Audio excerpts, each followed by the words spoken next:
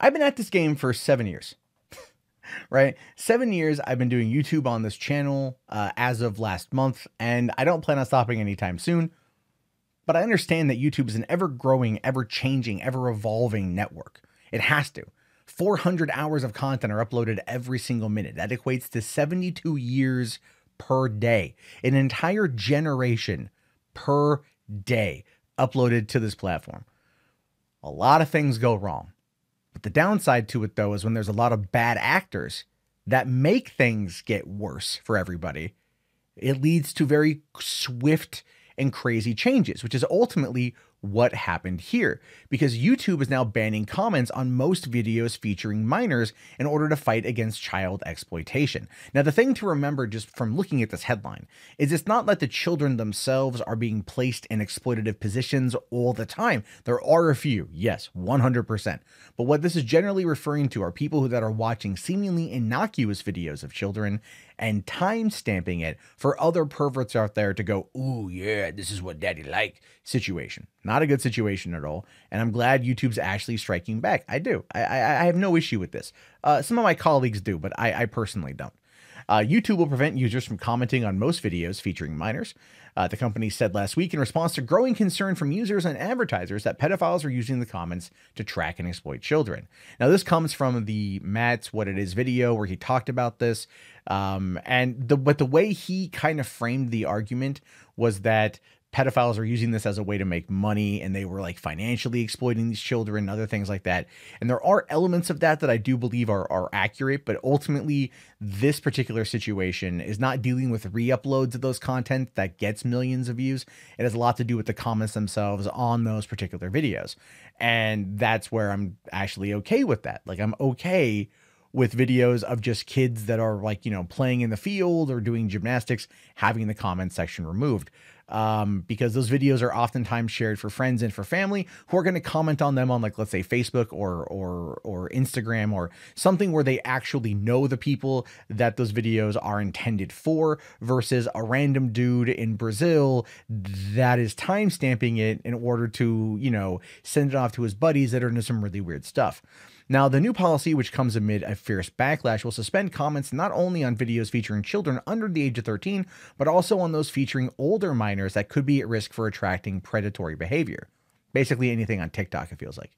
The video platform, which has already removed hundreds of millions of comments and shut down 400 channels in response to this scandal, also accelerated the launch of new and more effective classifier that will be able to detect and remove twice as many individual comments. Now, there is a good thing and a bad thing with that. YouTube, as I've pointed out multiple times before, is like an iceberg. It is. It's a slow-moving iceberg.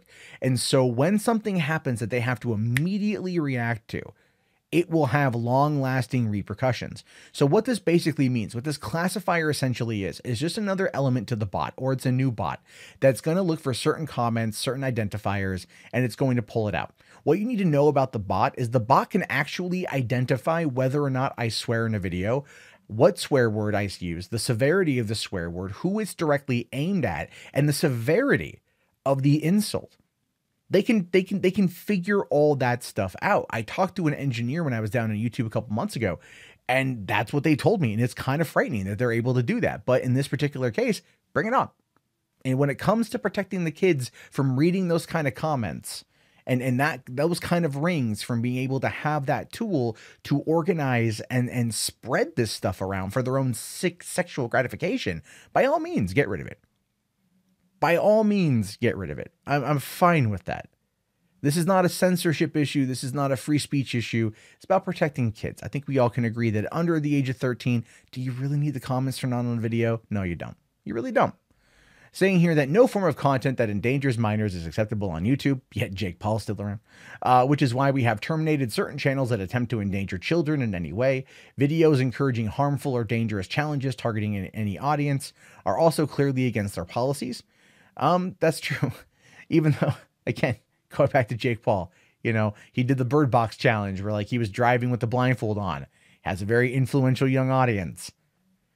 He exploits them through merch sales, but no one ever looks at that because it's not sexual. I mean, look, I would love to see an actual like audit investigation into Jake Paul's business. Same with Logan Paul, and see just what comes loose. I would love to see that because I feel like that would ultimately save a lot of problems. I do. Now, YouTube came under fire last month after a user named Matt Watson published a video titled "YouTube is facilitating sexual exploitation of children and it's being monetized 2019. Again, there's a lot there that is true. That first section of it, the monetized section of it, it varies depending on how you look at it. Watson discovered a range of videos of children engaged in normal, innocuous activities that were filled with either comments from pedophiles or contained timestamps pointing to moments where the children were in compromised positions, which again is very, very, very true. A number of companies like AT&T, Nestle, GNC, Epic Games, Canada Goose, and RB, Lysol, pulled their advertising on YouTube in response to the controversy, and users are encouraged to now flag this, saying nothing more important to us than ensuring the safety of young people on the platform, Susan Wojcicki said in a recent tweet. But again, Jake Paul. Just watch any Nerd City merch video on Jake Paul and you're like, yeah, no, there's something they should look into. There's something that they should look into, 100%. But the situation with YouTube here with these kids, it's been an ongoing problem for the past couple years, right? We're 2 years almost at the 2-year anniversary from the Daddy-O5 situation, which was really, really, really big in 2017, coming right on the heels of the beginning of the first adpocalypse. That was a big, big, big deal.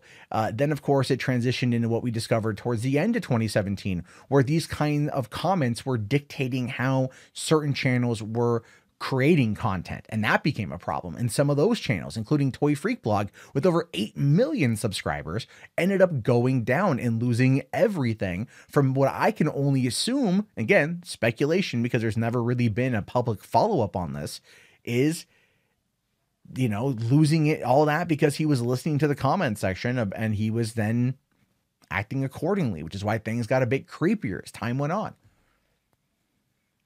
This is a platform where I really feel like they need, if you're under the age, parents have got to be more involved. And I don't know how to make that a suggestion.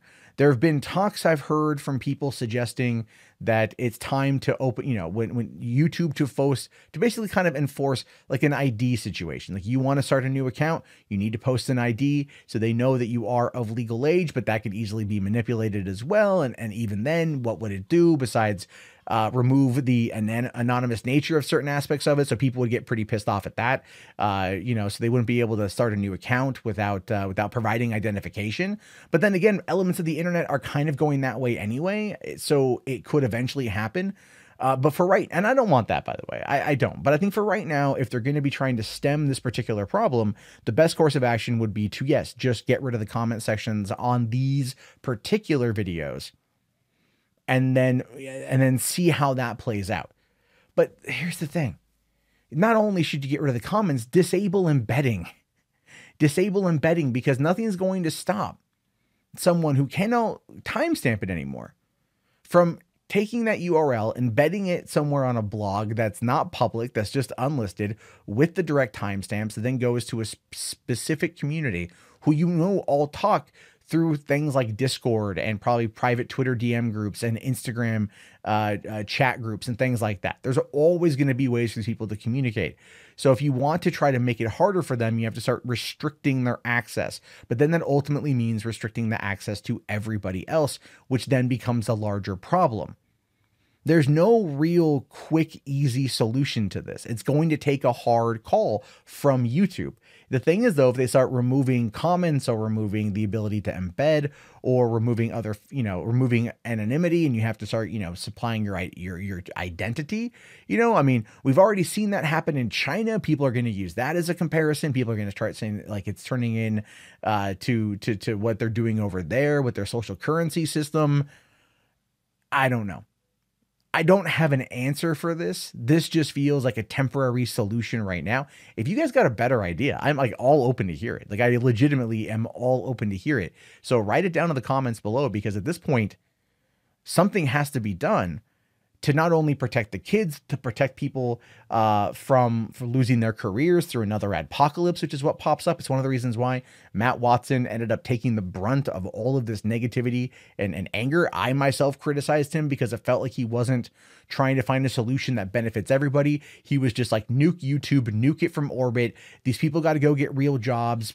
Bitch, I pay more in taxes every single year than you probably fucking make. But the point is, that's what they say. That's what he's trying to say. That's what he's trying to argue. And that becomes a problem because then you don't get the support of the community. It comes across as a fight. We don't need that fight.